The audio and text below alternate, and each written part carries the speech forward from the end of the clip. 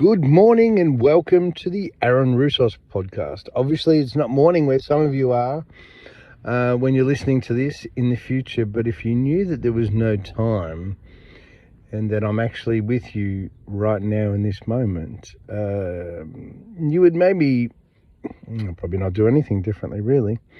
Today's episode, I was just watching morning TV show, which I've been off mainstream media, obviously, for reasons that they are completely compromised, and they're sort of working as a propaganda factory for someone, and they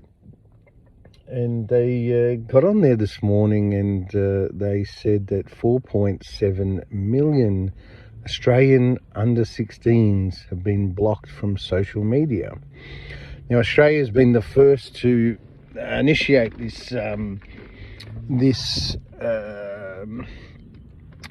obviously not a banning, but it's just saying that under-16s to keep them safe. It's been in the guise of keep them safe and all this sort of stuff, and then a whole lot of conspiracy theorist people are coming out saying it's because of something else. It's something to do with gambling, advertising, or something like that. They couldn't work out that, rather than the government get the revenue from the government from the gambling ads, or stop those gambling ads, they just decided to ban all the kids under 16, which should be a cheaper option or something. I don't know much about it because I haven't been involved with it.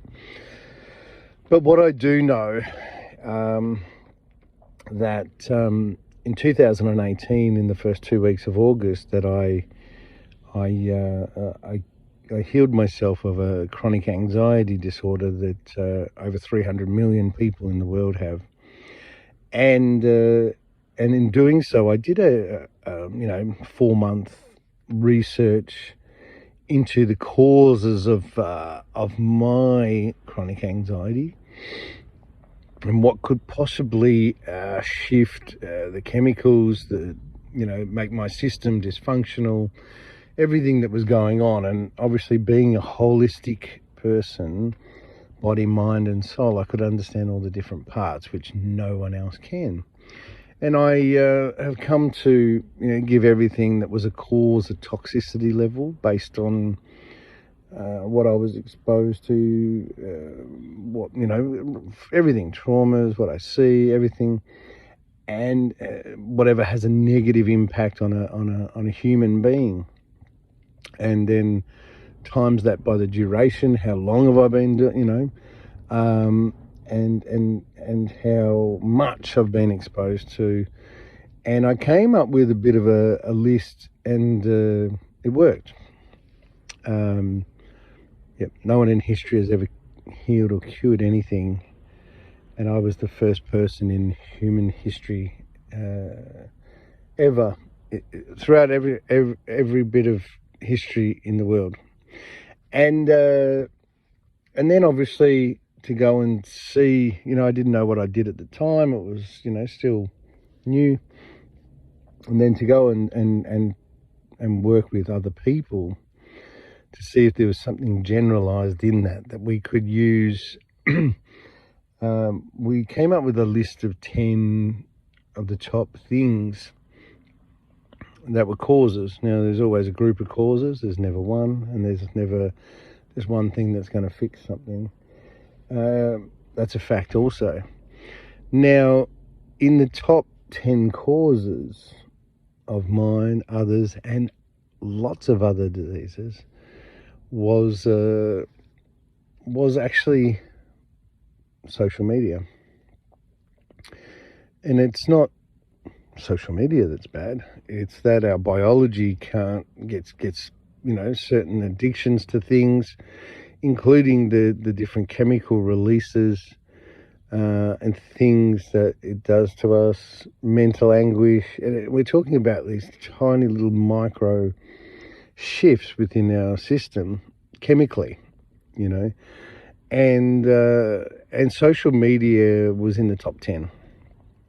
for me, for generally, and for some other diseases as well, that throw out the equilibrium, the the natural homeostasis, a human being in a natural state. But with chronic anxiety, more so than these other ones, social media was in the top 10. Now, you can imagine my surprise when the Australian government, in July, I sent them my information, protocols, what I did, testimonials of other people that I've worked with, and they passed it on to the health department, and a director of suicide prevention and mental health then sent me a letter saying, "Thank you for your work with Australians with chronic anxiety." First ever acknowledgement that I'd got in 7.5 years, and that you can work with primary health networks that have the autonomy to form different treatments for Australians, and there's sort of these multidisciplinary teams and things all around Australia. So I thought that it was actually, I didn't think it was being rolled out for me. I always know that, nothing is what it seems in this world. And but that was back in July, and we've just recently, in the last, I think it's not even 3 weeks or a month, that we've had this social media ban for under 16s. Now, this is going to make a huge difference. I mean, we all know that young people find a way around things. And there's going to be those that, because it's banned, they're going to try and want to do it and be grown up and all the rest of it. That's a natural thing of being a teenager. But for those who adhere to these bans, they're not getting dragged into dopamine loops and all sorts of things. There have been many people, I'm not going to name names, but there's many people that have been in charge of engagement for social media companies that have been sent to jail for unhealthily making it addictive, so people can't get off it. Now, that's one of the studies and one of the things that I found, some of the facts that I found back in the day when I was researching. And I thought, this can't be good. And then obviously there's a series of testing that goes on to take it out of someone's life and see the differences. So there's a whole lot of young people that are going to be a whole lot healthier later in life because of this decision. And whatever the decision was made for, whether it was made for that gambling, lobbying, or something, to do with that, or, it was actually genuinely for children. But it just seems, at the time, I'll be honest with you, I thought to myself, this seems really strange, because there's a few things that have been going on, and I don't know whether the government's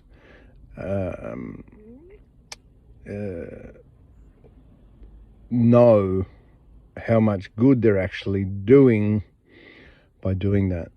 The other such thing was when they changed in America just recently, but in Australia many years ago, they changed the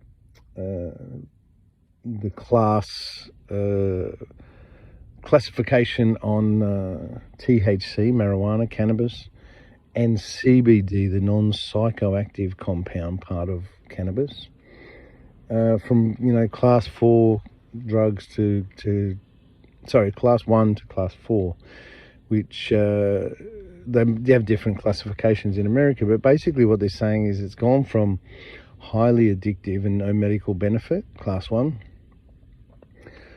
to a class 4 in Australia, which is medical benefit and not addictive.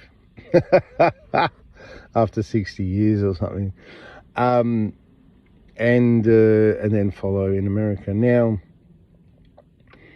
the THC in the cannabis has a role as a compound in the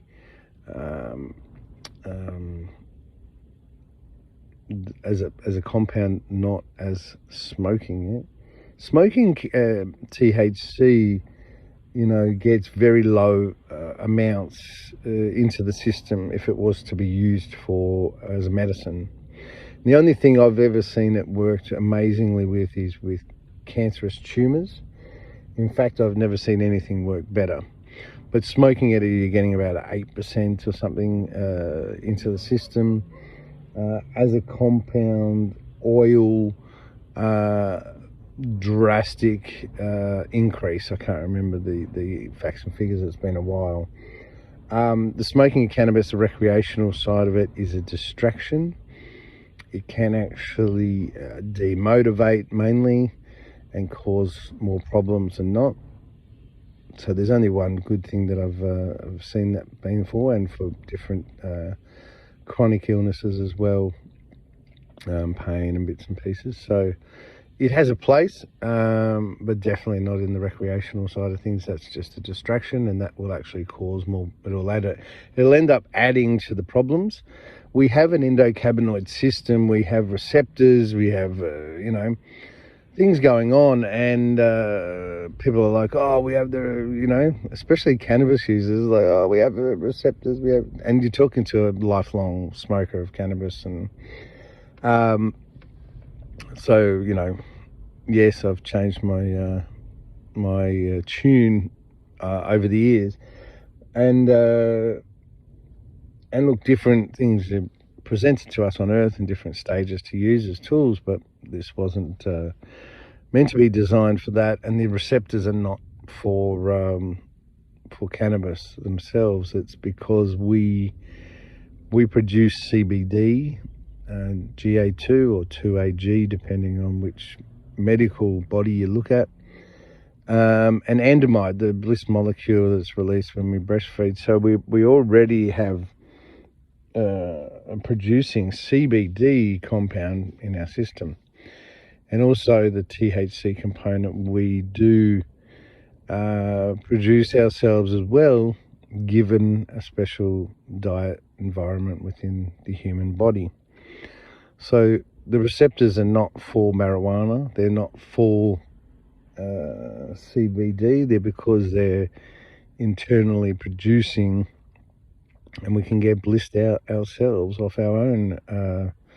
We can get high off our own supply, and so that too, that changes within the governments of those two things as well. Subconsciously, maybe they don't know, but from what I've found, CBD is a super compound that is beneficial to a human system in the type of healing that I did to myself back in 2018, but that I've sort of developed now, that basically is a system restore. You're restoring the system, and then when the body works, it heals cancer, it heals chronic anxiety. It's not a medicine, it's not a thing, it's a protocol. It's about getting the body into higher states. And then when that body's in that higher states, the world around us is all about trying to keep that state collectively lowered, and we call it normal. We think that's normal, and we don't. And the reason why I say CBD is a super compound is because when I was trying to get my body into these higher states, there was only one thing that sort of tipped the scales and got it over the edge, and that was CBD. We have a C1 receptor, and when it's fired by CBD, our brain regulates our body at extraordinary better levels than we could ever do with just diet and lifestyle and a few therapies alone. So they have unleashed a super compound into the free world that will eventually be their undoing. Because once humans get out of this lowered state that they think is normal, 80% of all the reasons they go to a doctor will disappear. And that affects other parts of their lives, so they become less dependent, and it will be an uprising, and they don't realize what they're doing. There is no one good in the in the government or as part of these bully multinational companies or doctors, or they're lobbying in loops, and basically everyone that's rewarded is rewarded if they are eroding human interface, not lifting it up. So I think those two things are part of a movement. It might take a generation, but we're heading towards a different paradigm for a human being, where we're rewriting a template. And so and while it's, who am I anyway, but while it's completely not accepted or definitely something I totally agree with, as far as the social media for the kids. I've gone off social media this year. Did have a couple of accounts. When I can get into them, I've been deleting them, because I obviously sharing sensitive information that help humans generally is not liked by the system, so they tend to mess with my social media accounts. But they're pretty much all gone now. I got in there and deleted them completely, and I've done other podcasts and told people as well to take a look at, their own, what they get from social media. And at the moment, you're just getting a lot of confusion, a lot of mess, a lot of lies. You don't know what's going on. It's fragmenting your reality, making you stressed. It's adding to the fear factory. There's lots of stuff going on. And if you get something good from it and you can be, informed, most people, it's actually marketed towards biology to get inundated, and it just leaves you feeling yuck. And obviously, in all the health protocols, you take that out of your life while you're doing the protocol. It's not a natural part of life to be consumed by those things that play on your biology and your chemicals and your mind. And your thoughts have energy, and so I just wanted to get on and explain that 4.7 million children have got a brighter future because of that, and probably don't realise it. So, one day this will be, common knowledge, and it's like subconsciously the world, as we cycle to the future, is everything's aiding and helping us to get there along the path. So, but we all have an emotional guidance system that, if something feels good or makes us, feel alive or happy or joyous, it usually is, and it's a good thing. But we have just spent 13 years in the school system being, indoctrinated into repetitious practices and things that we probably won't use for the rest of our life, that have more so conditioned us to be part of the system that we're part of today. And there's lots of examples now of that to be true, and people are starting to wake up to that fact. But yeah, it's things comes in threes. So social media, CBD's out now. What's the third thing? Can't wait to see what that is. Thanks for listening to the Aaron Russos podcast. We're hitting you hard, live and long all around this little rock called Earth.